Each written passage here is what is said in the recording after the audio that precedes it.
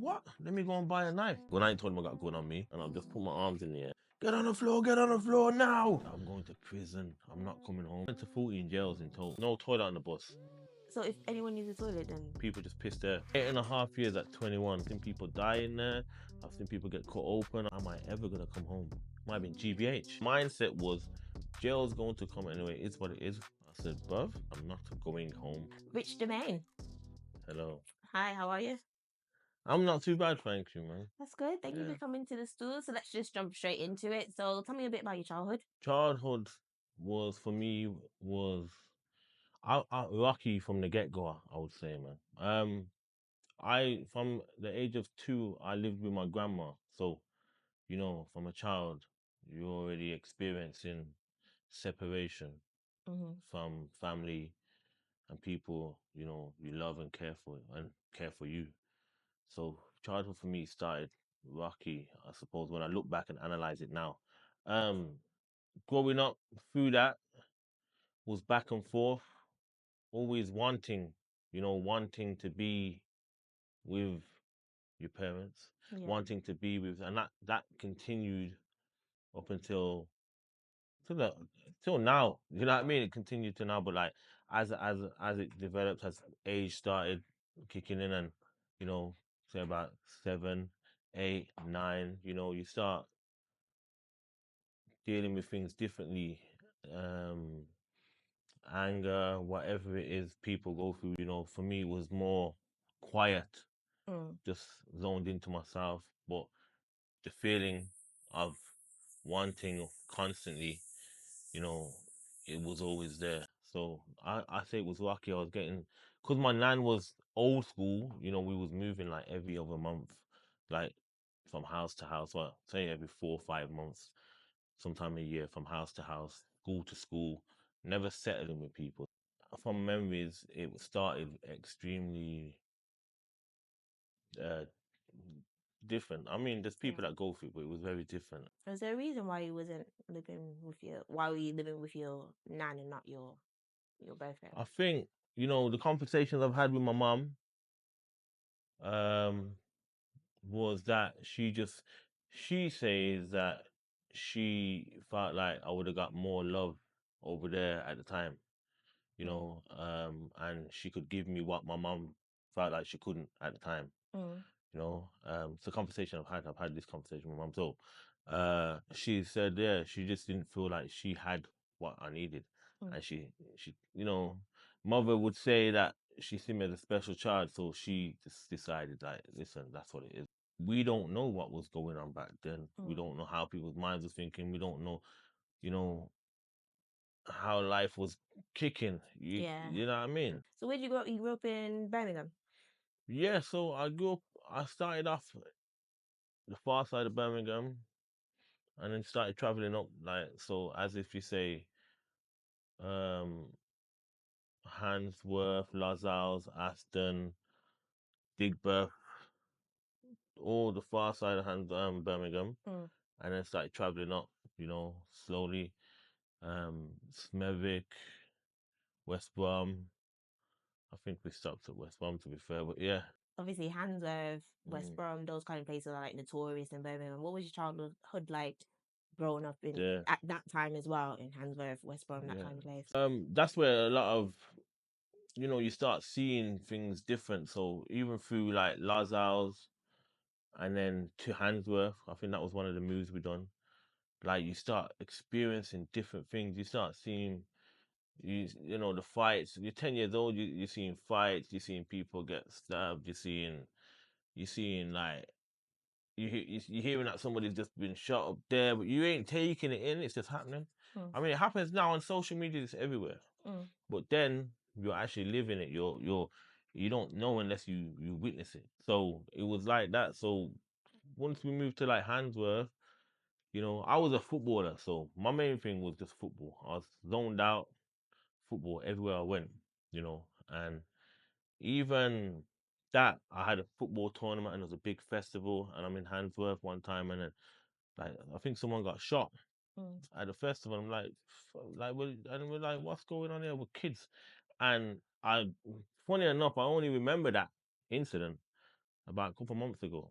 Mm. Just as because I like to like dig into my brain to try and understand what's going on, man. And it's like I remember the situation, and I'm thinking, wow, as a kid. So once I was in them moves and going up through Hackensworth, it was just fun, loving, great. But my grandma would always have to run outside because somebody's probably tried to throw me in a stinger bush, or something mad's happened. Fights, we're having fights at the bottom of the road. My nan would constantly run down the road, leave me alone, and my grandma was a white woman, so you could imagine, in an all black area, Handsworth at the time, it's kind of basically majority black people, like running down, and she's doing her thing, making sure that I'm good, and trying to raise me in the heart. Once we moved to Handsworth, it was in the heart, man. And weirdly enough, my mum actually lived like 2 roads from me, but I just never lived with my mum. So it's like I would walk around there, say hello, go back to my house, and that. And we grew up in an era where you want to get chased by dogs. You want to line up at a row of fireworks and let them off and be chased by the fireworks. This is what was going on. This was life, like it was hectic, but I don't know. I see it as a better way, to be fair, because you go up stronger. But like, there's a lot going on, man. All of this, I'm still like 10 years old. Do you know what I mean? It's not like I'm talking about when I was 13, 14. Yeah. All of this when I was 10 years old. And the reason I know the age for it is because when I went to senior school, I moved again. It was, for me, it was good times at the time, but you're not knowing that it's preparing you for a lot more to come. So when did that switch happen for you then? Childhood to teenage years, and obviously things start to get a bit more. Like I said, all that was fun. Seeing it, things happening, just fights, nothing major, no extreme violence from me. I moved again to West Bromwich. Calm again. Football, vibes, good. But now, at the age, you start sneaking out, going out, under 16s clubs, and, going in the cupboard, taking drinks out, you know, and it was all fun and games. You're building a unit, you're building friendship groups, and then all of a sudden, you start groups of you will be out and you'll get into a fight, you'll get into a bit of drama, but you become the protector. That's who I came anyway. I became the protector. My job was for me just, if you're with me, then I'm gonna try and protect you to my best of ability. That was my thought process. I'm not the best of people, but that was always my thought process. So we started getting into fights here, there, but we're doing good. We're not. It's not like we're not having. We're coming out there bad. You're coming out there good every time. Yeah. No matter what's happened to everyone else, you're coming out good every time. So it becomes normal. You're building up. So the change was from there, from about 14, 13. Say about 13. 'Cause I got arrested. First time I got arrested was in West Brom Town Centre, and that was for a knife. And I think I was like 14. You had a knife on you at 14, yeah. 14. So What was the thought process? Why did you? why? Yeah, like why did that happen? So I mean, it happened so quick. I think from about 13, you know, we just started picking up. My thing is, we started picking up the other generation's drama. And, you're going to look up to these older heads, these people that you're around, these friends, family, you would call them. And you actually start picking up their drama, but then so does the other side. Or whoever's got beef with them, they're gonna pick up the same. So now you are the same age, you can fight, you can beef, but nobody's really got no real problems until it happens, and that's where it started. So then now you say, oh, yo, that man stabbed up Billy Bob down the road, like you know what I mean? They stabbed him up, man. You say, oh, what? Let me go and buy a knife. You go and buy a knife. It's not even buy a knife actually. You go and take the kitchen knife. First off, that's how it goes. Now you go and buy a knife. Now you've got a knife, and you just think you're just playing. It's just not even serious because you ain't used it, you ain't done it. You're just playing. flick knife. You say, yo, this one, look at this one, you know, until something happens, and then something happens, and you've used it, Mm. but you've gone home calm. You've come out victorious.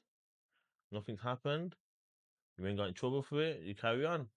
Smile at your parents. Act like it ain't happened. Nothing happened. They don't need to know.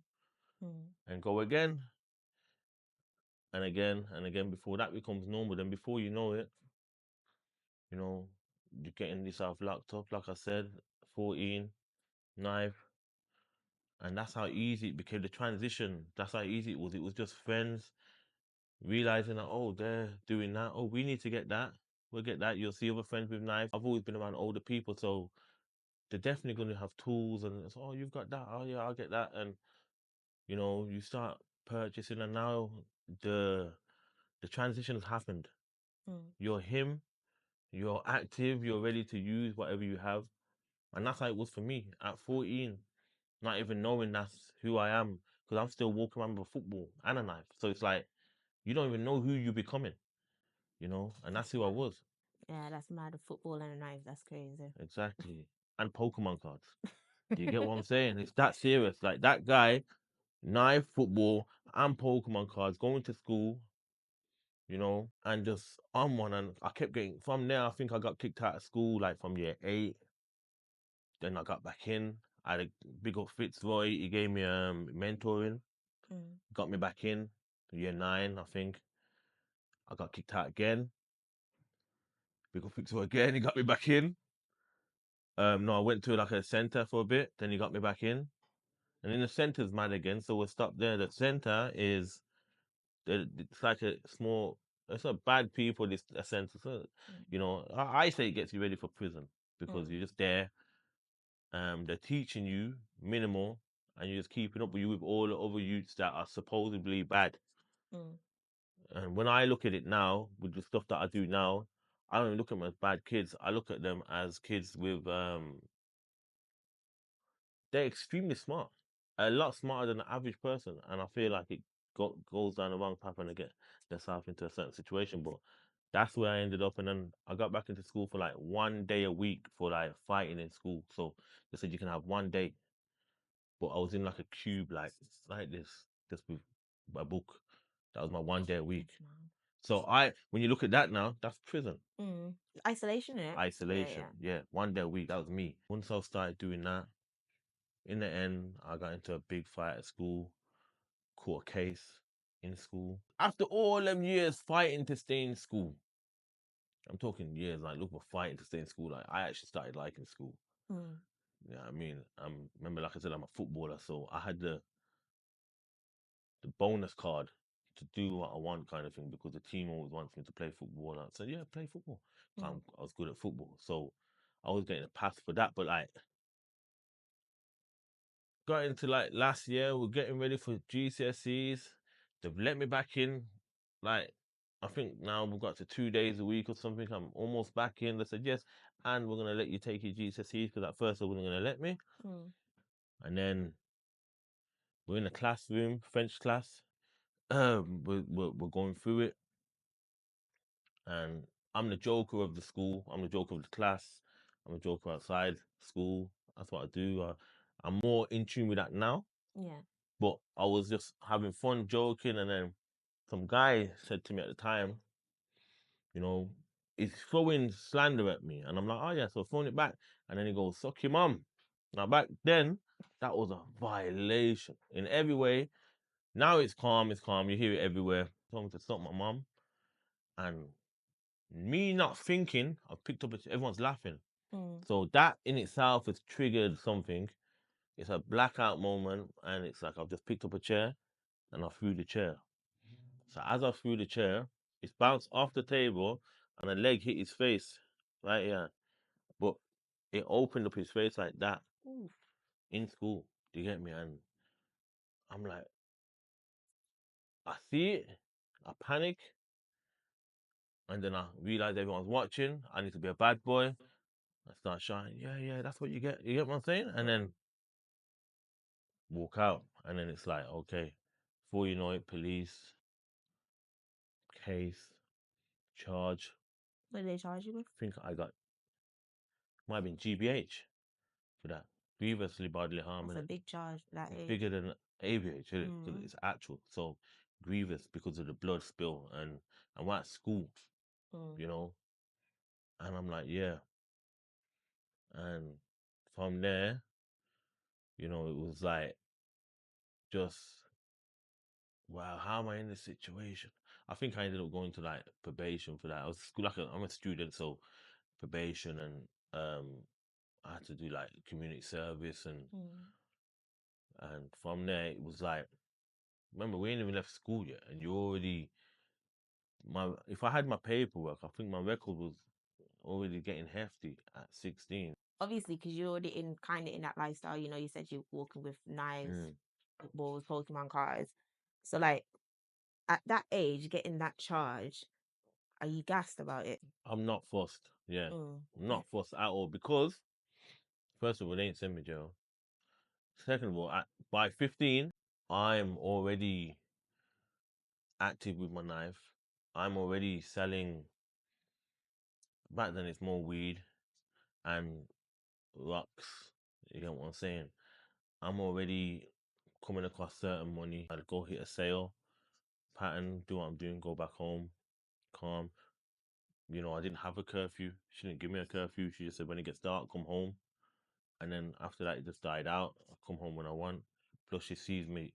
I think with my nanny's grandmas, you know, it's different. She can see the change. She can see you're not a boy, little boy no more. You know, and I think I even packed my bags and left home one time. So from like 15 with my nan. So it was like, I didn't go far, but I said, yeah, because I know she had enough. You know, so I think that's how it was like. The levels of change within me was major from school, and I doubt with that charge, like, oh yeah, it's just another charge, because that's what was happening. I would have had about 4 or 5 by then. Did you realize how big of a charge GBH was at the time, though? Like, Um, did they tell you how big it is, or they just like, ah, nah, they didn't say how big it is. I think I knew because I knew about ABH, and I knew it was one ahead of that. So, and when I think I can't, someone showed me, and it showed me the time frame on it and that. And you know, the police be talking to you and trying to scare you. So they was just giving the orders, talking that. But at the time, I was like, my thing was this: when I was in the streets, I think it was, my mindset was, jail's going to come anyway. It's what it is, and that was it. Like, jail for me at the time was, it adds to the roster, it adds to the reputation, it adds to the, you know. So I was like, it is what it is, and that was like I said, 15. You know, I've already, I think, yeah, we've been through. Like I said, I've been through like multiple blades. With, I think now at this time we're drilling out, like at the time we had bored out guns, and we're starting that process. We're not even interested in anything else. Do you know what I mean? And so it's drugs, guns, knives, and money, and obviously girls. And while all this is going on, I'm still playing football. I'm now performing because I used to dance and be in a group, a band, should I say group? Yeah.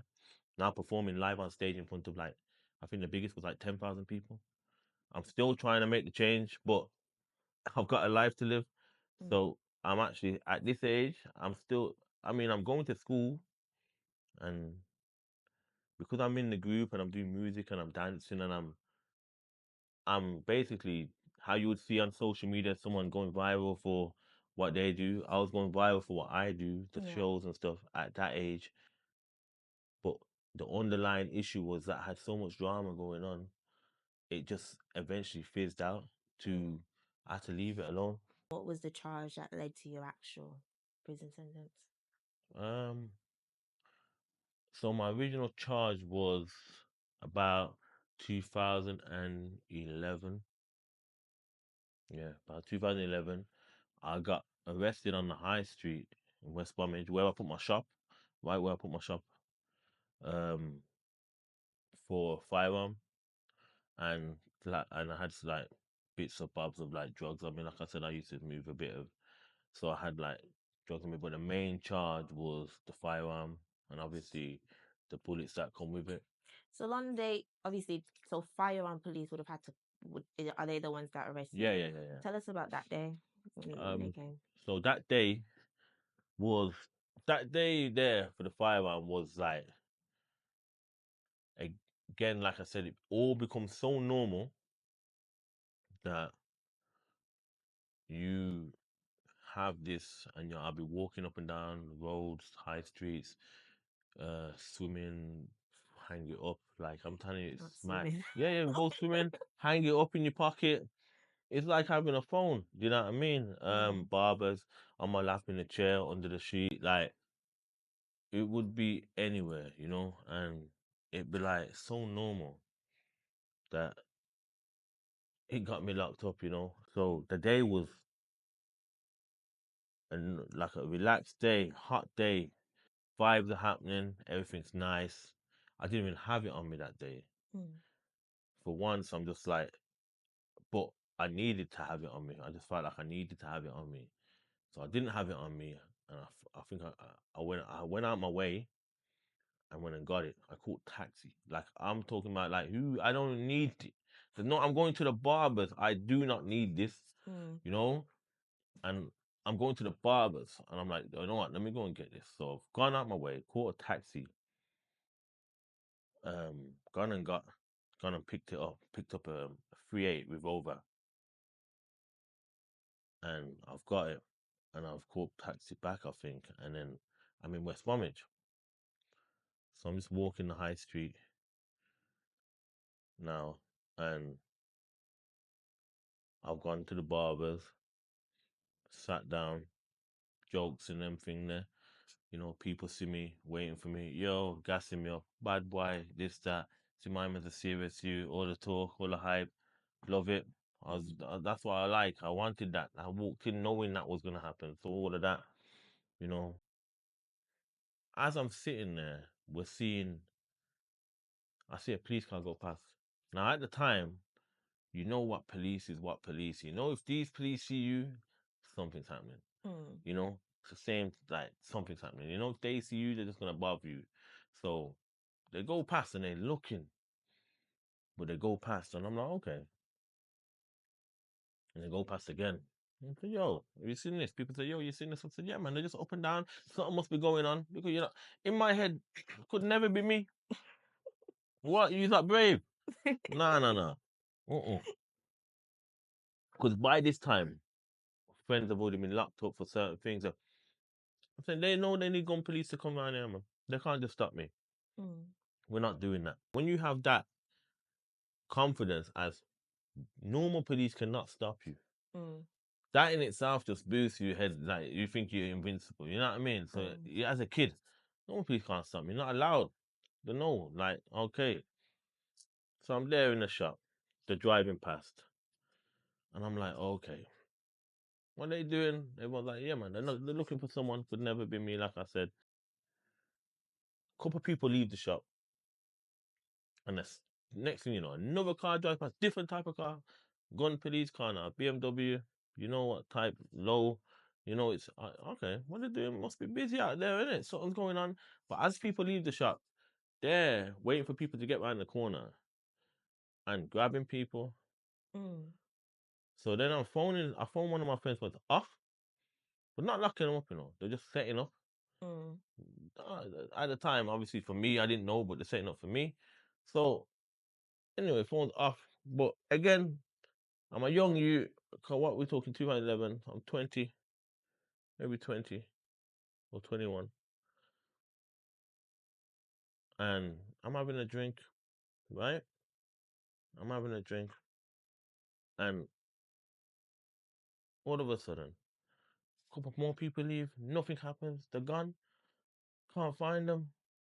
So I'm like, yo, police still going past. So I said, you know what? Let me go shop. Let me test what's happening here. I put my gun under the sofa. Mm. Calm. Smart thing to do. Walk out. If they grab me, nothing. So I do that. Walk to the shop. Come back. Nothing. Not a police officer in sight. Oh, something must have happened with good. Next thing you know, I go back in the shop. Like I said, kids are stupid when they want to be stupid. I was a stupid kid. I've said, gone back, got my bag with everything in it, got my gun, because again, I called a taxi for this recently. I can't be without it. Mm. And I pull it back over my shoulder, walked out the shop, took an alleyway, walking on a long road. It's quiet. But by now it started dimming down. It's not so bright. Mm. And I don't know if it's me going through the trauma, but I'm sure this whole road was pitch black. Mm. Anyone asked me, I said, yo, the road was pitch black, but I know I started my day in the daytime. The sun was out. So I don't know if it's trauma or what, but I'm saying it was pitch black. Nothing. Anyway, I'm walking. I see a friend on a bike. He's passed away now. One of my close friends. Um, I see him on his bike and he's going to his house. So me using my brain, I'm gonna walk with you. It looks like we come from the shop. Mm. You on your bike, and he's riding his bike next to me, and I'm walking. And all of a sudden, the car comes from that way, left, right, front, whatever. Cars coming from all angles, and they've jumped out. Big submachine rifles. Get on the floor now! And I'm like, what? Get down, get down. I'm thinking, what's going on here? Don't move, don't move. And I froze. My friend's like looking at me like, what's going on here? I said, bro, I don't know. I don't know. I ain't told him that Mm. it looks like potentially they're coming for me for my gun. I ain't told him I got a gun on me. I ain't told him I got drugs on me. I ain't told him nothing. I just said, oh, what you doing? Started having a friendly conversation. So they're like, get down, what you doing? Don't move. So as I've done that, I've got my pouch over me and I've just put my arms in the air. And literally my pouch just flew off. Mm. That's what I remember. That's what I'm saying. Like it come like it just took itself off and dashed itself on the floor. You know what I mean? My jacket was half hanging off. That's what it was like. And I'm just standing there. And then I'll just watch them move, move, move. Grab me, sit me down. They didn't even put my face on the floor. Just sat me down on the curb and handcuffed me. My friends there just in shock. And then they've gone through my pouch. Gun, we've got a gun. And that was the start of the whole journey of chaos for Mm. me because it's a long time. That little sentence there took me a long time. So like, well, not even little sentence, but I'll break it down a bit. But from there, took me in the station, put me in the car. The officer said to me, "What's wrong with you?" I said, "He said you've been drinking." I said, "Bruv," I said, "I'm not going home. Do I need like what do you want me to look like?" Mm-hmm. Do you know what I mean? I said, "I'm not going home." And that was it. Like that was the only conversation I remember having with them people. Like he looked at me and said, "Yo, you been drinking?" I said, "Yo, I'm not going home." Went to the station, and from the station, I went to court. It was all fast processed. Went to court. No, I was on remand. Sorry, straight from the court, went straight to remand. From remand, went to court. My family's there at court. George slapped. No chance. Arguing with my solicitor. Told him to sit down. Batted him up. He's a menace to society. He's high up in the gang culture. Da da da. He needs this. He needs that. We're not being easy on him. And back then, 8.5 years was high to get Mm. because people, fives and sixes was getting given out, fours and threes, and then obviously the 1, 2 lads would have life. But 8.5 years back then, like what? Now it's normal. So when you heard 8.5 years at 21, Yeah, what was you thinking then? 8.5 years at 21 had me in court doing this. I took the water off the guy. I sipped it, and I'm just swaying. In my head, I'm just swaying. I'm just literally feel weak, Mm. and because I've never like, don't get twisted. I thought, yeah, we go jail. I think I'd done a month before that. Mm. I've never been to prison. I've done a month now and I'm coming home in 4 weeks. Like, it was nothing. I'm going to prison. I'm not coming home. I can't lie, I felt ill. You know, before that, I was in the docks writing a letter to the judge saying, I'm sorry. I'm ready to change. Just be lenient with me. Remember, I'm a kid still. Mm. Be lenient with me, da da da. And, you know, they don't look at all that. You know what I mean? Those kids, like, they don't look at that. So, but it's just things that you've learned growing up. People told you, yeah, when you're in the docks, write them a letter, they'll read the letter. Um, Back then, man, someone saying use the Psalms, pray. Like Mm. it was all going. There's so much. Like people said, hold that in your hand when you go to yo. There was so much of information coming from everyone, you know, and that's how I felt. I felt sick, man, and just watching my family, you know, sit there and watch me go behind bars for how long. I remember everyone sitting there, you know. I remember the pictures of everyone sitting there because what's crazy is that I can remember all of that and everyone sitting there because 3 people that was sitting there are no longer with me. Mm. I've gone jail, come back, and everyone started. People have passed while I've been in jail, and people, no, 4 people, and people passed while I've been in jail, and people have passed when I come home. Mm. So I remember the picture of everyone sitting there because half of them are not even here to see what we're doing. You know what I mean? At 21, do you go to Winston Green or are you still a young offender at 21? No, I think no, I'm not. I'm not classed as. I think adults now. I think. So I went Featherstone. So Mm. yeah, adults. So this is the difference. When I Mm. done the month, I think I got classed as a YOY young offender. When I went and done this, I'm adult now. Um, and we went to Featherstone. No, no, I didn't even go straight. I went to Hull, straight to Hull. Mm. Yeah, because I was on my man there. So and then I got moved to everywhere else. I went to 14 jails in total. So After you get sentenced now, you're in the circle van. What's that ride back from your city? Because obviously, I'm assuming you went to Birmingham yeah, Crown Court.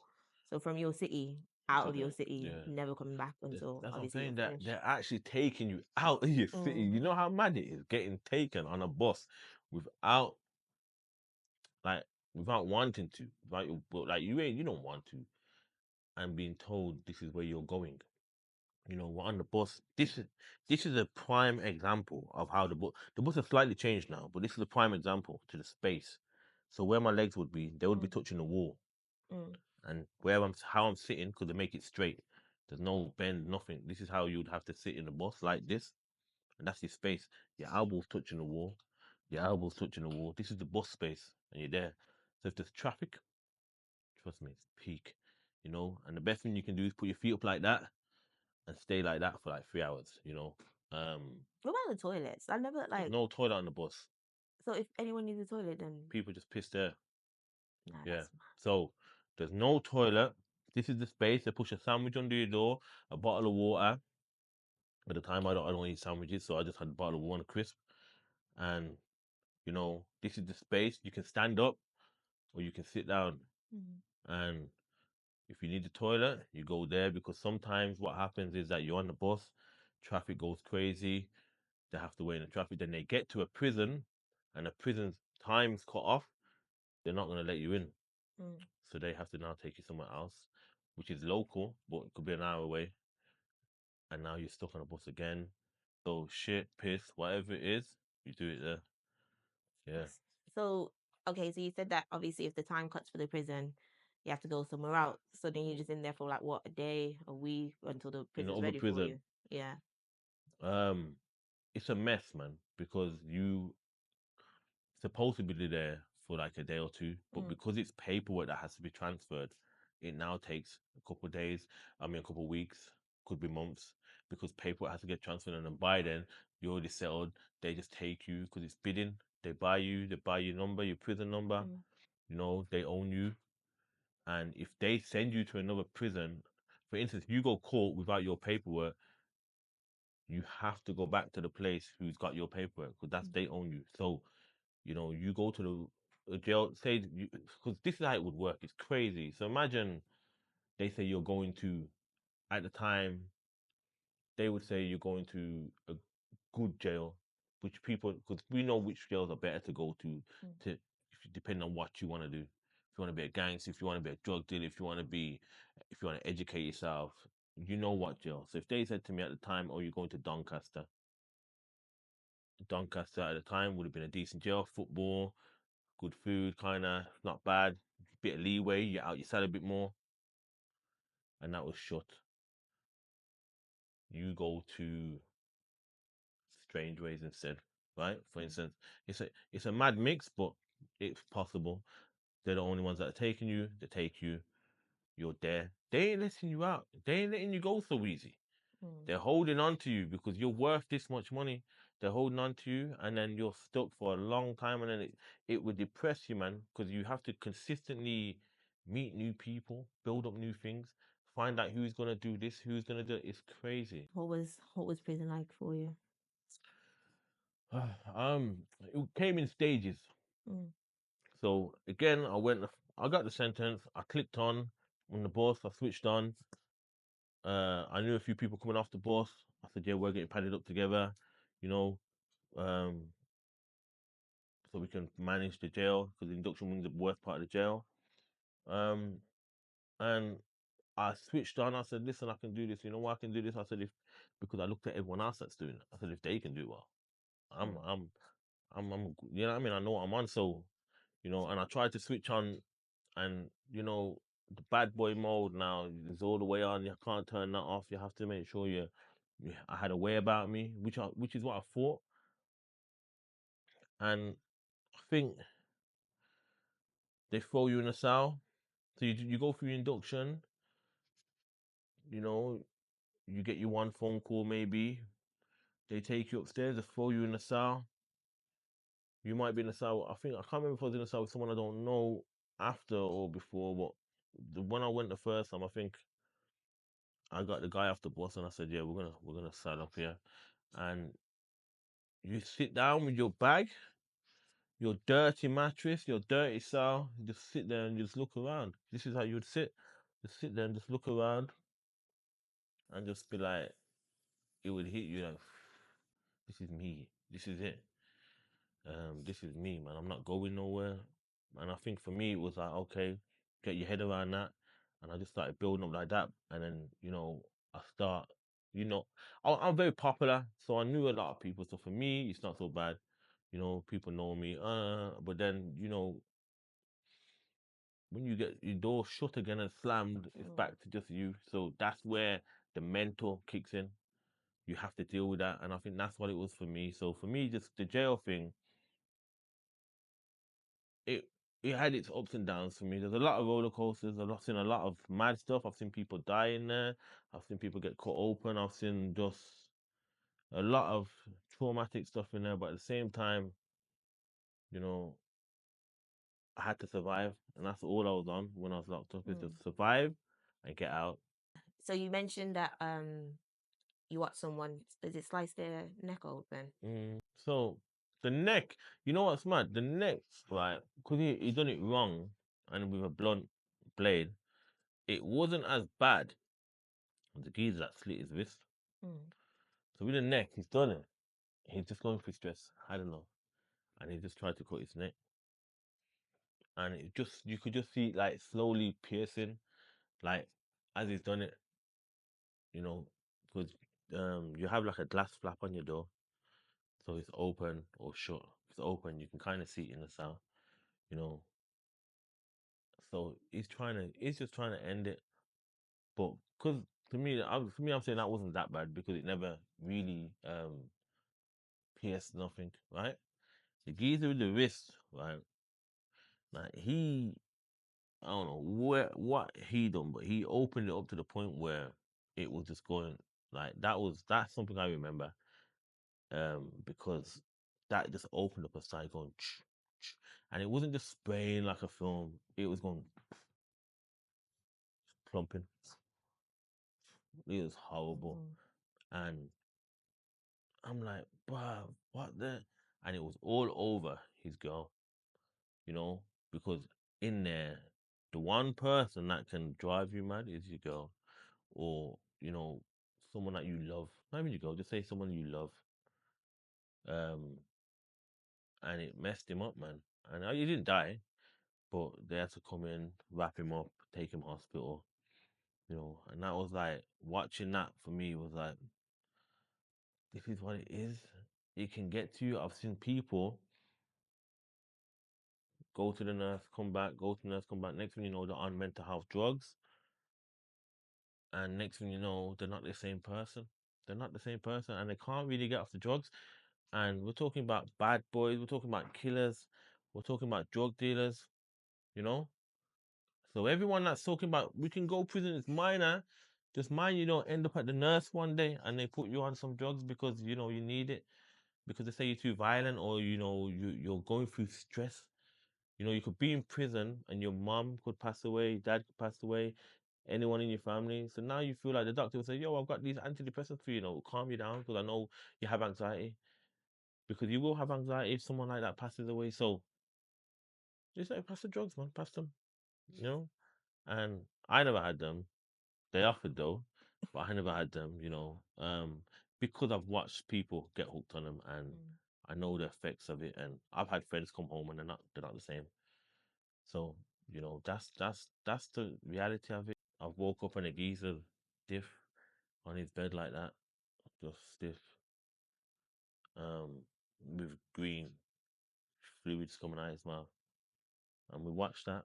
And you gotta now think, okay, now I gotta live my life out here witnessing that, and on top of it, witnessing what we witness on the streets and it's a long way to come back. I'm not back. I'm just doing great in the social media world right now. I'm doing great with what I do, but I'm not back. I'm still fighting at night. You know what I mean? To get through what's really happened. I'm still fighting at night, again, and stuff still happening to me. And you can't change that. So yeah. For young boys now that are currently in the lifestyle that you previously were in, and they have like this delusion that obviously, like you said, prison is not the goal, but it kind of makes them look a bit better. Or what's the realistics of being in prison? I think we got to change the mindset of the not minding or caring if we get a sentence from a judge that knows nothing about you, just on paperwork. You know, um, s- I would say like a lot of stuff we can walk away from, and people need to understand that. Time changes a lot of things. A lot of stuff you can walk away from. But once you start, yeah, it's a consistent cycle. So it won't just end there. It'll be again and again and again. If you get a week in jail today, you'll be back doing a month, 2 months, 3 months, and then, like I said, it's lasted like 2015. I was supposed to start my life. That's what I said to myself, and I've had to wait till I'm a full adult to get started. You know, that's that's what prison is. They say he just needs time. Prison don't have no reform in there. There's no reform in there no more. What will reform you is time. Time will reform you, but you can make the changes out here without all that. But prison is not going to reform you because you're going to meet everybody that's been on something, that's been on some sort of badness or drug dealing, firearms, fraud, laundry, nonsense. They're all in there. So it's like you're only around what the system call bad people or criminals. So what? How's it making sense as reform? It's not reform, is it? Because even if you, for instance, if you're a shoplifter, first time and they send you jail, first time for shoplifting, you go into jail and meet 100 shoplifters. You are now a good shoplifter. Mm. You know what I mean? Because your links and your phone book says I have the links to sell everyone I've just met, or not even everyone I just met. You got the links to go shoplifting with 100 shoplifters that you've just met, and then on top of it, you probably met 100 people in jail that will buy the goods that you've just bought for half price, that you just stole for half price as a shoplifter. So you understand it's consistent cycle that they want us in. They want you in. That's what it is. Because what else is it? Because it don't make sense. I went in as a kid, and I came out worse than I went in. You know, I was happy when I went in, but I came out worse because I came out angry. I come out thinking I don't care. I thought come out thinking nothing matters, and it took me time. That's why I went back in, and it took me time. It took time to change it, and I changed in prison. You know, and I changed because that's just who I am. But it took over 10 years, and that 10 years you can't get back. You know what I mean? Do you get 8 years do half? Yeah. So 8.5, do half of that, Mm. and then you can come home. So I was supposed to be home in like, that's what I mean. I was supposed to be home in like 2:15, 2:16 Mm. from 2:11, which at the time wasn't so bad. Mm. But I never got home like that, did I? Tell us about what led to you obviously not coming home. After all that going through, you know, the journeys of prison, multiple prisons, going through the ups and the downs, you know, um, I finally got home release, which is Cat D, open prison, and I'm playing football. Like I said, I love my football. I play football, doing really well, and then a guy on the pitch, like I think we got like a final league game. The outside teams come to play us, Mm. and the guy on the pitch has come directly for me. As I'm the striker, he's just doing his job, and he's just attacking me, but he's attacking me just disgustingly, hacking my legs out and that. But I'm like, okay, it's cool. I'm just gonna score. We'll keep it moving. We lost the game, and you know he was being verbally racist, um, being disrespectful, calling us dogs, calling us animals, calling us monkeys. You know the usual Mm. monkeys, whatever. He's been racist. He's been all sorts, and you know I walked up to him, I grabbed his hand, and I've just punched him like, bam, one punch. He's out cold, and I've walked off, and I've sat down again, and he's on the other side of the pitch, and I've looked, he's still down, and then everyone started running over to him about 30 seconds after, and then I've asked him what happened. He said I've hit him, and then it was like, okay, what we're gonna do? I thought I was gonna be good. I thought I was just gonna get in trouble, Mm. a little nicking, calm. No, outside charges. They've charged me and gave me a year. An extra year on top of the 8.5 years takes you to 9.5 years. Plus, my risk went uh from high risk to very high risk. Mm. The difference is with high risk and very high risk means you're down there. You're now down there with the lifers, murderers. It's very high. It's just a long way down because you're Mm-hmm. trying to get to low. To get anything done in prison, you need to try and get to low. To Yeah. try and get home, parole, you need to try and get to low. So they've done that. Sent me to strange ways from there, and that year changed everything because I was almost home. Mm. You know, so it added me, put me back in prison, and I'm not home now. So where it got to the point in my brain where I'm looking at myself in the mirror. I'm looking at myself in the mirror. I'm sitting there on my bed, and I'm like, I'm just, am I ever gonna get out? As a kid, my thought process was, am I ever gonna come home? That was it. Am I coming home? Because I've watched people die in here. I've watched people cut open their wrists in here. I've watched a geezer cut open his throat, and I'm like, am I ever gonna come out? Because it's just I always adding. They're just adding because at the end of the day, I was trying to come home a long time ago. Mm. Yeah. You know, and yeah, it's only some people say it's only 4.5 years that was then, but then I'm like, am I ever gonna come out?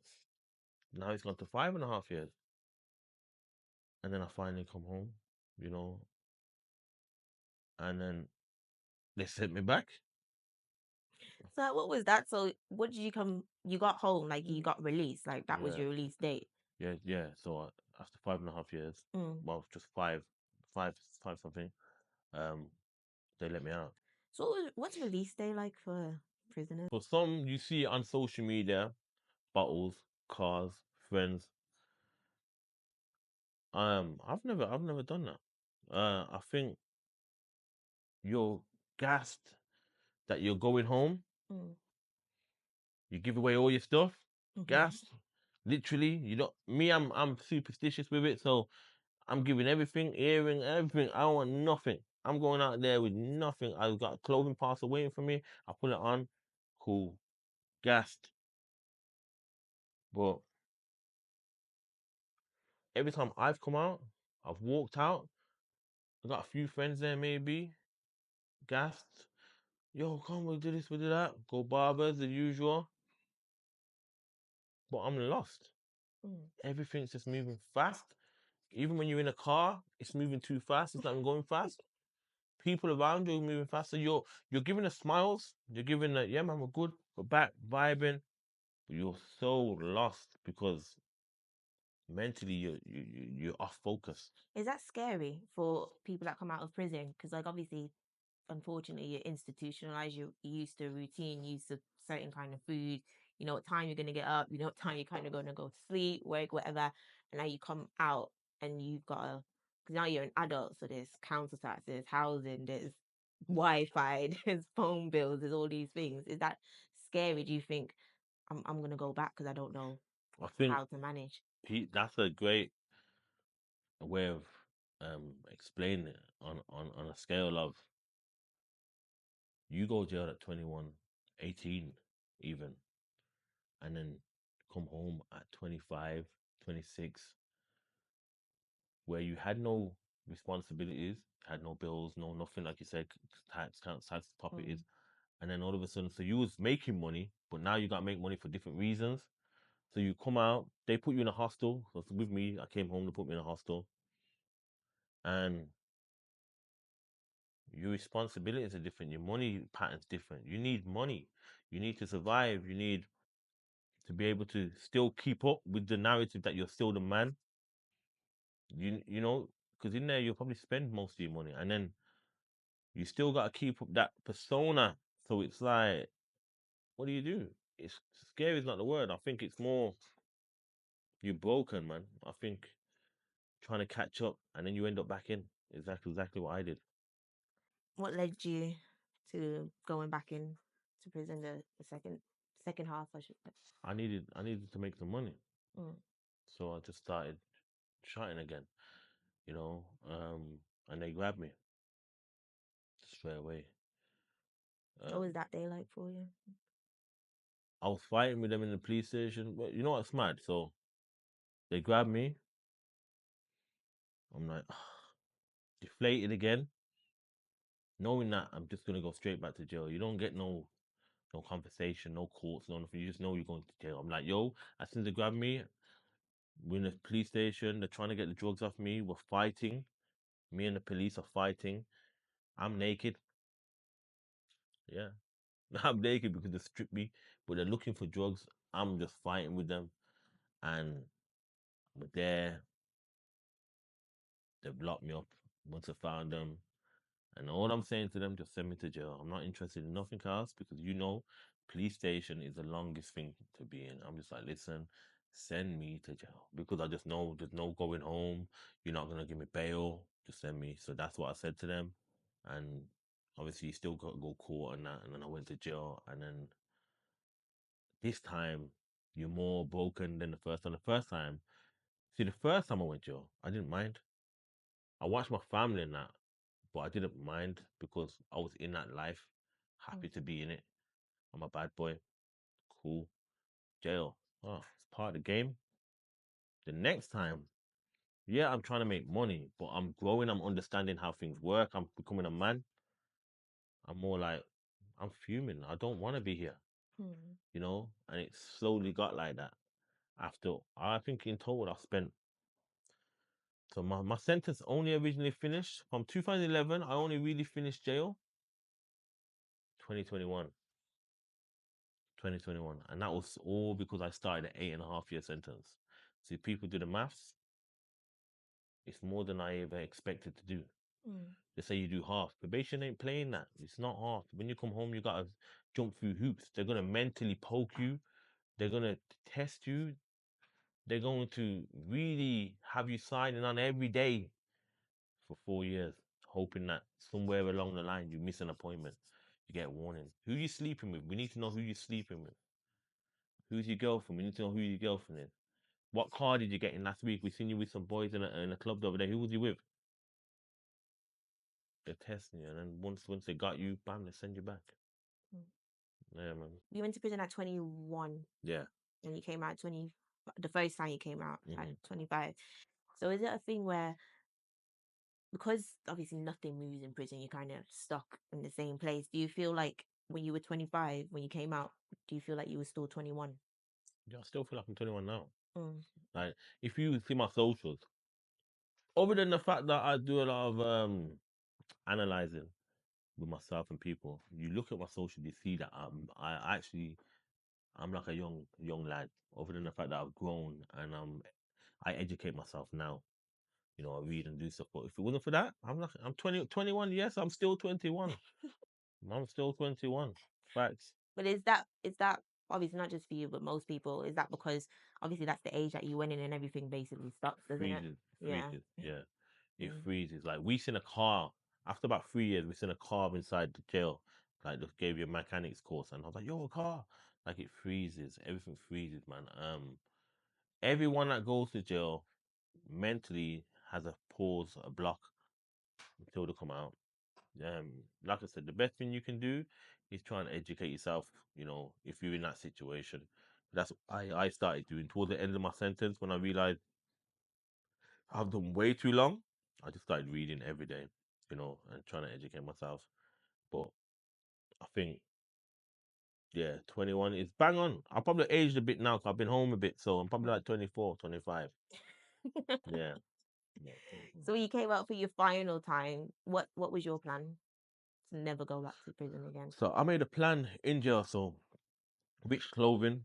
I know, sorry, Pro Body was one of my clothing brands, my first clothing brand, sports brand. I made it in jail, the name.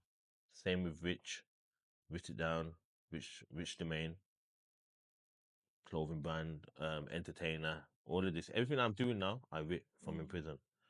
I also done some stuff with RA, one of my boys, a music artist. I wrote down a plan for him in my life, so I when I work with him, which we've done half. If I showed it him recently, I showed him that yo, Mm. we've ticked off. Look at all of this, my driving license. I don't know everything I wrote down, and the plan was based in jail. Um, and that was it. This is what we're going to do: youth work, mentoring, clothing, um, social media, um, family. We put it all together. I put it all on a piece of paper, and I said, "Yo, this is what I'm doing. That's my plan. Emails, links. Who I need to email, who I need to message, and it slowly got there, and that's what we're doing now. Yeah." This is going back to when you was younger. I know you said obviously you lived with your nan and she was working a lot. Do you feel as a teenager it's your responsibility now to kind of Keep look? that Yeah, in the household. yeah. Should be. I mean, now I take it all on as my responsibilities. I feel like if I can't, I feel a bit like deflated. Um, I think then when I'm with my nan and I was doing what I was doing, I never really had the thought process of, oh, I need to make sure that she's good. Mm. Some people say they do have, that's why they do it, they trap in because they want to take their mum and parents out of the hood. But realistically, no one ever does it. They continue trapping until it's too late.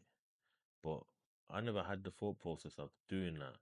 Only time I really wanted to do stuff like that for my nan and my mum is now, as an adult, as a businessman, just now, just because I'm aware of how much people was needed. We needed to be together and be with each other. But then I was just trying to be flossy. Mm. I was just trying to have what I never had. I was just chasing the wrong things. Yeah, I was just chasing the wrong things, man. Trying to live in a world that don't even mean nothing, has no meaning. So that's that. I think that's what it was, and keeping up because you need to pay for the cars. You know, you need to pay for the clothes. You need to pay for the club bottles popping in clubs, rentals every week. Like, yo, we're going out. We want to show off for people. Like, it's crazy, you know. So that was the whole. That was what it was for. Because I can't see what else it was for. We wasn't even investing, you know. So yeah, So there wasn't like any real goal in like trapping. It was just just fashion. survival. Mm. Just survival. I think the main goal at the time was just survival and being rich. You look at it and say, "I'm gonna be rich." That's it. You know, there was no real goal. I think until I got to a certain age and I thought to myself, well, I need to start investing and doing this. And then, like I said, I went to jail, so it crashed. And then only when I've come home, I've really done what I've needed to do and said what I need to do and put things together and set up a legal path for myself to make the change. Well, thank you for coming down today. Thank you for sharing your story. Tell the people where they can find you. Yeah, man, you can find me on social media, Rich Dmain. Most Rich Dmain, if you put it in anywhere, I normally come up Instagram, Rich Dmain, TikTok, Rich Dmain's live. Uh, yeah, just put in Rich Dmain or Sinners Podcast. You know, I'm the host of Sinners Podcast, so you can watch and you can see some of the stories there and how we've changed our lives and we've made a lot happen. Respect, man. That's a wrap. Thank you very much. Right.